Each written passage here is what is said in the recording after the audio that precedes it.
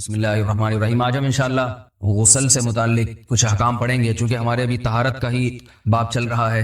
غسل کب فرض ہوتا ہے اور غسل کا طریقہ کیا ہے؟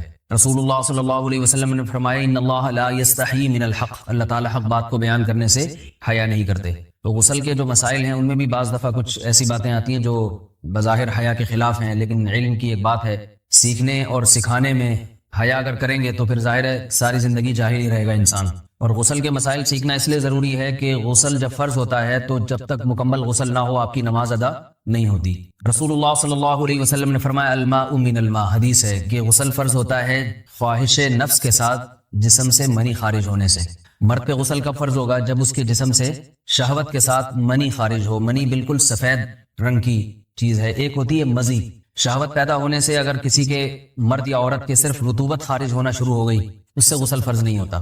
جب تک مکمل شہوت پوری نہیں ہو جاتی اور مادہ منویہ خارج نہیں ہو جاتا، چاہے احتلام کی صورت میں ہو یا کسی بھی طرح سے ہو۔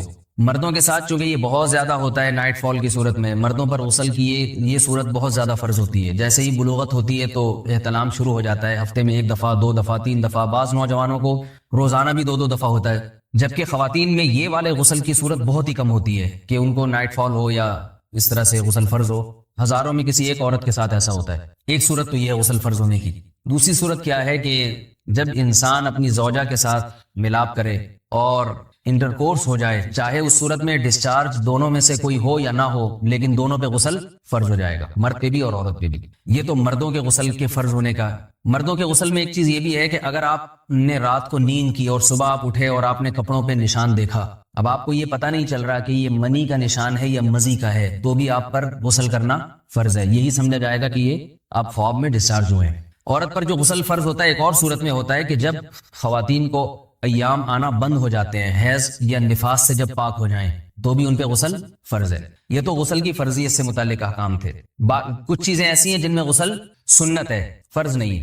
جمعہ کے دن غسل کرنا رسول اللہ صلی اللہ علیہ وسلم نے بہت زیادہ تاکید کی ہے۔ سنت کی 2 قسمیں ہیں، سنت مؤکدہ اور سنت غیر مؤکدہ۔ مؤکدہ وہ ہوتی ہیں کہ جن کو چھوڑنے کا اگر کوئی معمول بنا لے تو گناہ کا خطرہ ہے اور ایسا شخص قابل ملامت ہے، اسے شریعت ملامت کرتی ہے، برا بھلا کہتی ہے۔ تو غسل سنت مؤکدہ ہے، ہفتے میں 1 مرتبہ، چاہے جمعے کے دن ہو یا کسی بھی دن ہو۔ جو مسلمان ہفتے میں 1 دفعہ بھی نہیں نہاتا وہ کتنا ہی نیٹ کلین ہو مگر شریعت کی نظر میں وہ قابل ملامت ہے، اسے تانے دینے چاہیے کہ شرم نہیں آتی ہو مسلمان مگر رہتے ہو بھنگیوں اور چماروں کی طرح۔ ملامت تو اسی کو کہتے ہیں۔ اس کی دلیل رسول اللہ صلی اللہ علیہ وسلم نے فرمایا، صحیح حدیث ہے، حق علی کل مسلم ان یغتسل کل اسبوع مرۃ، کہ ہر مسلمان پر لازم ہے کہ وہ ہفتے میں کم از کم 1 مرتبہ غسل کرے۔ ہر مسلمان پر لازم ہے، چاہے اس پہ غسل فرض نہ بھی۔ اور کس دن بہتر ہے؟ جمعہ کے دن۔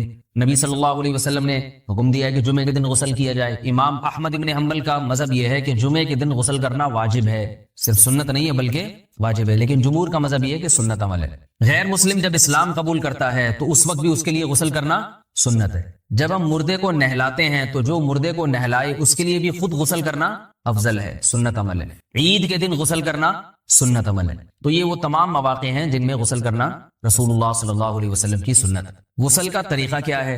غسل میں 3 چیزیں فرض ہیں، منہ بھر کے قلی کرنا، ناک میں پانی ڈالنا کہ ناک کی جو نرم جگہ ہے یہ اچھی طرح تر ہو جائے، اور پورے جسم پہ 1 مرتبہ پانی بہا دینا کہ جسم میں بال کے برابر جگہ بھی خشک نہ رہے۔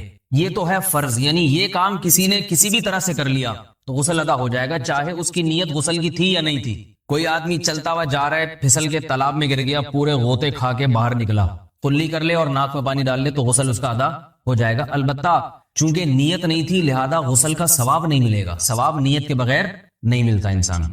دلائل اس کے الگ موضوع ہے کہ اس کی دلیل کیا ہے کہ بغیر نیت کے بھی غسل ہو جاتا ہے، لیکن میں نے بتایا دلائل کا سیشن نہیں ہے، اس میں پھر بات لمبی ہو جائے گی۔ تو یہ تو ہے فرض، پورے جسم پہ پانی بہانا، کلی اور ناک میں پانی۔ سنت طریقہ کیا ہے؟ رسول اللہ صلی اللہ علیہ وسلم غسل کیسے کرتے تھے؟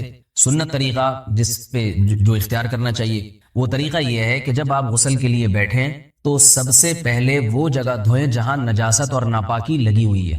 نائٹ فال ہوا، کسی کو احتلام ہوا تو جہاں جہاں گندگی لگی ہے پہلے اس جگہ کو دھوئیں، استنجا کریں، شرمگاہ کو دھوئیں اچھی طرح، سمجھ رہے ہیں بات؟ اس کے بعد ہاتھ دھوئیں اور مکمل وضو کریں، جیسے ہم عام حالات میں وضو کرتے ہیں۔ مکمل وضو کرنے کے بعد دائیں کندھے پہ پانی ڈالا، لیفٹ سائڈ پہ پانی ڈالا.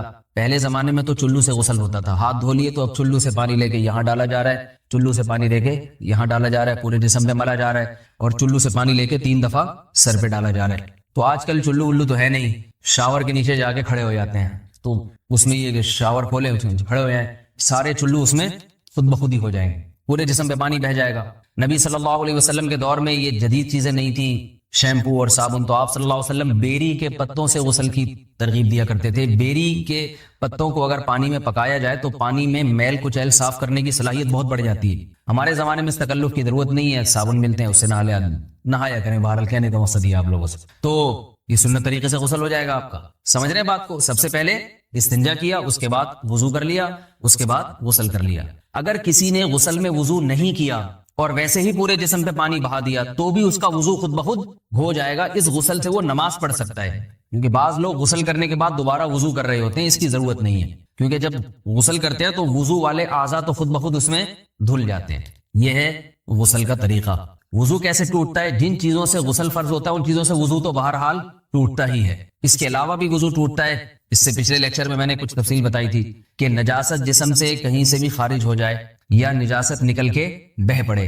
اگر قضائے حاجت کی جگہوں سے نجاست خارج ہوئی ہے تو نظر بھی آ جائے وضو ٹوٹ جائے گا، اور قضائے حاجت کے علاوہ جگہوں سے اگر نجاست خارج ہوئی ہے، خون وغیرہ ہے جیسے، تو جب تک نکل کے بہے گا نہیں تو اس وقت تک وضو نہیں ٹوٹے گا. سمجھ رہے ہیں بات کو؟ وضو کا طریقہ کیا ہے؟ سب سے پہلے دونوں ہاتھوں کو دھویا جائے، 3 دفعہ کلی کی جائے، مسواک کی جائے، 3 دفعہ ناک میں پانی ڈالا جائے، پھر پورے چہرے کو، پیشانی یہ جو ہے جہاں سے پیشانی ہماری شروع ہو رہی ہے اور تھوڑی کے نیچے، تھوڑی جہاں ختم ہو رہی ہے، اور ایک کان کی لو سے دوسرے کان کی لو تک 4 اعضاء ہیں وضو میں دھونا فرض ہیں. 1 چہرہ، نمبر 2 بازو، نمبر 3 سر کا مسا، چوتھائی سر، اور نمبر 4 پاؤں کو دھونا. اس کی دلیل قرآن مجید کی مشہور آیت ہے فَاغْسِلُوا وُجُوهَكُمْ وَأَيْدِيَكُمْ إِلَى الْمَرَافِقِ. اللہ فرماتے ہیں ایمان والو، جب نماز کا ارادہ ہو تو اپنے چہروں کو اور اپنے ہاتھوں کو دھو، سر کا مسا کرو اور پاؤں کو ٹخنوں سمیت دھو. دھونے کا حکم ہے قرآن مجید میں. البتہ سر کے بارے میں یہ نہیں ہے پورے سر کا مسا کرو، بلکہ آ رہا ہے وَامْسَحُوا بِرُؤُوسِكُمْ. با کا لفظ ہے، با آتی ہے تبعیض کے لیے کہ سر کے بعض حصے کا مسا. اب بعض حصے کا قرآن حدیث میں کہیں تذکرہ نہیں ہے، تو اس میں فقہاء کرام کے اجتہادات ہیں. امام شافعی فرماتے ہیں تھوڑا سا بھی ٹچ کر لیا سر کو ہو جائے گا. امام ابو حنیفہ فرماتے ہیں نہیں، کم از کم 1/4 کا ہونا ضروری ہے. سب کے اپنے اپنے دلائل ہیں، ان دلائل میں نہیں جاتا. فقہ حنفی کو جو فالو کرنے والے ہیں تو ان کو چاہیے کم از کم 1/4 سر کا مسا، یہ فرض ہونے کے لیے ضروری. مگر سنت کیا ہے؟ پورے سر کا مسا. نبی صلی اللہ علیہ وسلم دونوں ہاتھوں کو بھگو کے پورے سر کا مسا کرتے تھے ایسے. سمجھ رہے بات کو؟ اور مسا کے جو یہ ٹیکنیکل طریقے ہیں کہ آپ یوں پہلے انگلی بنائیں، پھر یوں لے کر جائیں، پھر یوں گھما کے لائیں، پھر یوں، یہ ٹیکنیکل طریقے حدیث سے ثابت نہیں. مسا کا طریقہ کیا ہے؟ بھیگا ہوا ہاتھ لے کے ایسے پورے سر کو ہو گیا. پھر حدیث میں یہ بھی ہے کہ یوں لے جاؤ اور یہ بھی ہے کہ واپس بھی لے کر آؤ، دونوں طرح سے ثابت. تو ایسے بھی کر سکتے ہیں کہ یوں لے جائیں، اور ایسے بھی کر سکتے ہیں لے کے جائیں اور پھر واپس بھی لے آئیں. دونوں طریقے جائز ہیں، لیکن کم از کم سنت اتنی ہے کہ پورے سر کا مسا ہونا چاہیے. بعض لوگوں کو شو مارنے کا شوق ہوتا ہے، اگر وہ واپس لائیں تو بال ان کے خراب ہو جاتے ہیں، کہتے ہیں یار یہ پھر مسئلہ خراب ہو جائے گا. تو پھر ایسے لوگ صرف یوں ہی لے جائیں کافی ہے. افضل تو یہ کہ یوں بھی لے جائیں، یوں بھی لے جائیں، دونوں طرح سے صحیح ہے. بہرحال دونوں حدیث سے ثابت ہیں. سمجھ رہے بات کو؟ اور یہاں ایک اہم مسئلہ بتا دوں، قرآن مجید نے پاؤں کو دھونے کا حکم دیا ہے، پاؤں پہ مسا کرنے کا حکم نہیں دیا. اور حدیث میں خفین پر مسا کرنے کا حکم ہے. تو قرآن اور حدیث کو فقہا نے جمع کیا ہے. لہذا وہ موزے جن میں آسانی سے پاؤں دھوئے جا سکتے ہیں ان میں چاروں ائمہ کے نزدیک پاؤں پہ مسا کرنا جائز نہیں. سعودی عرب میں جو بعض سلفی حضرات اور یہاں ہمارے ہاں بھی اہل حدیث حضرات نے عام موضوع پر بھی جو مسا کی ایک روایت ڈال دی ہے، اسلاف میں، تابعین، تبع تابعین میں اور چاروں ائمہ کے مذاہب میں اس کا ثبوت نہیں ملتا. اگر اسلاف میں کوئی قائل بھی ہے تو ایک شاذ قول، اکا دکا قول ملتا ہے، ورنہ یہ ائمہ اربعہ کے مذہب کے خلاف ہے. اور جو احادیث جو نقل ہوتی ہیں صحیح سند کے ساتھ ان کے بھی خلاف اور قرآن کی آیت کے بھی خلاف ہے. اس لیے کسی نے عام ساکس پہ اگر مسا کر لیا، جو عام طور پہ آفس پہن کے جاتے ہیں لوگ، وہ اس میں تو پاؤں، آپ اگر ساکس کو پانی کے نیچے رکھیں پورا پاؤں دھل جائے گا آرام سے.